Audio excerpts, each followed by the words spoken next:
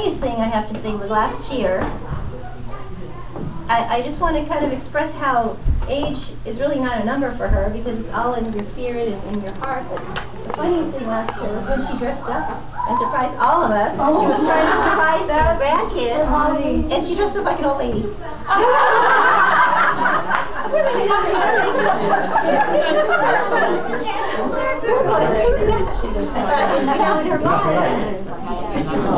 Yeah, it tells you that it's a number. And her friends can range anywhere from 20 or 7, or however the little girl was, to 70. So that's all I'm going to say because then I'll become emotional. So not only did she dress up like an old lady, but she scared the crap out of the door, and I'm like, who's that? She was the best Halloween costume I could get the door. My mother-in-law didn't even recognize her when she was standing next to her. She thought it was that person's kind of old to be trick-or-treating, aren't they?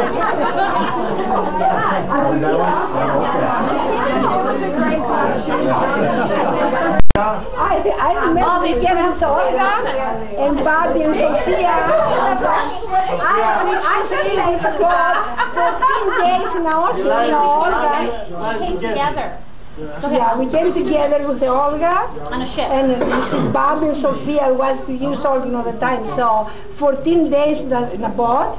Olga came with me because I was pregnant, the second child to help me. And now, we had to come here. So we went through to New York. It's a big story, We don't know the language, nothing. So we stopped in New York 11 o'clock at night. We look for a phone to call Kiki in Chicago and go over there. So we don't know. Yeah, the other sister, Sri Lanka. Yeah, that's right. So we don't know how to talk, to ask nobody. So then one guy came, he was Greek. He said, can we help you guys? You need help? I said, yes, we need help. We don't know how to talk, to call to sister. And he looked at the ticket. He said he lost the train because the ticket was the boat, 14 days. Now also they go through to here in Vienna, Chicago, and then California with Olga and these kids. So all together, my husband, John, Olga's And you're forgetting Bobby and Bobby. I said, Bobby, Kelly. Kelly was in a little baby. She was 7 months old, So we came all the way through. So he helped us. He put us. He said, I'm going to call. You lost the train, but we're going to make, sure you guys going to go. She called Kiki. He called Kiki. We went to her house and then stayed with them, getting Diana, Simula, and Simula. So we came to California and said, with Olga, with the train, we don't see nothing. He said, why we came here? It's California. There's nothing around, just orange groves. Yeah. So with Olga, we've been through. Olga, she was in a village. We together like more of sisters. Me and Olga and John. I remember, and John, she used to make dresses. You remember, like wearing dresses. She's trying with, Olga. She's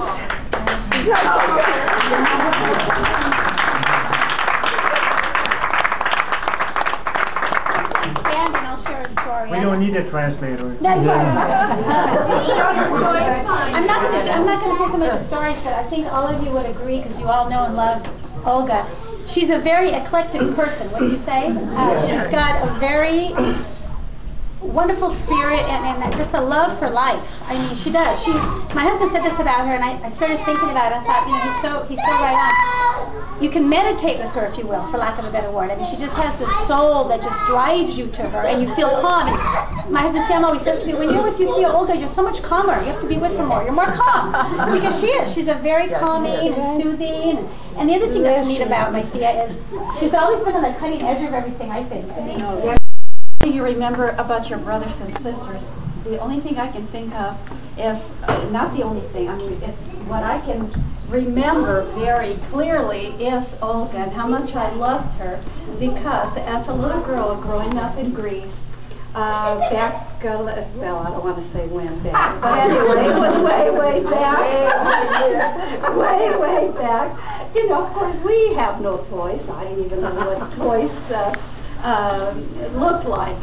So, and I loved Olga because I was the youngest sister, therefore she was already working, and she was doing a lot of sewing, so she had a lot of remnants. And so all the remnants that she had, she kept them, and she was making dolls. So she made me a beautiful doll, not only one doll, she made many dolls for me. And she would paint the faces on the dolls. And I just cherished, I just loved those dolls. And I always think of my sister because this is what she did for me. I'm sure she did a lot of other things throughout her life and throughout my life, but that's what I can always remember and think is what those dolls that she made, and she painted faces because they were so, it was just a loving gesture of her, and I love her. I love her. After my parents left, me and Olga stayed back in the house.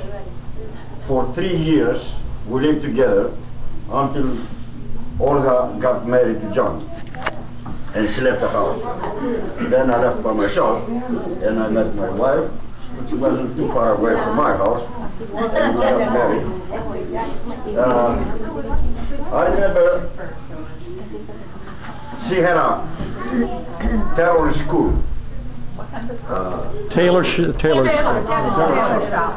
But she had about 35 teenagers teaching them, you know, how to be a Simpson.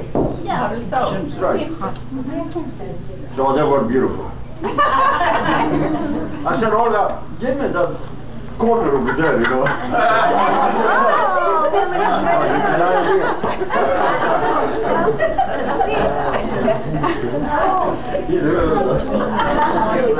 Before that, we were in the farm.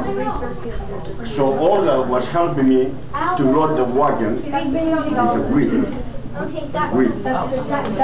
So by the time I was coming back to the place that the wheat was still there, she was sleeping under the tree, you know, the shade of the tree.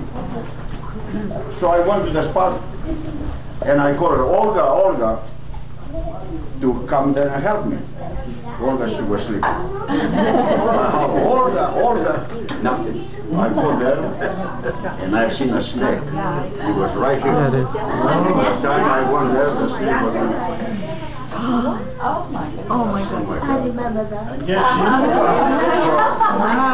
didn't want to scare her. I said, I was, you know, howled too loud. And I said, Olga, but you didn't heard me. She says, I heard you, but I couldn't, you know, talk to me. The electricity, you know, from the snake. And after a couple hours, you know, I told her, but never went to that tree again. Oh my God.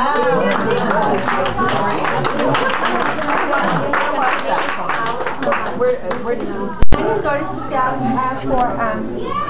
for my friend Olga.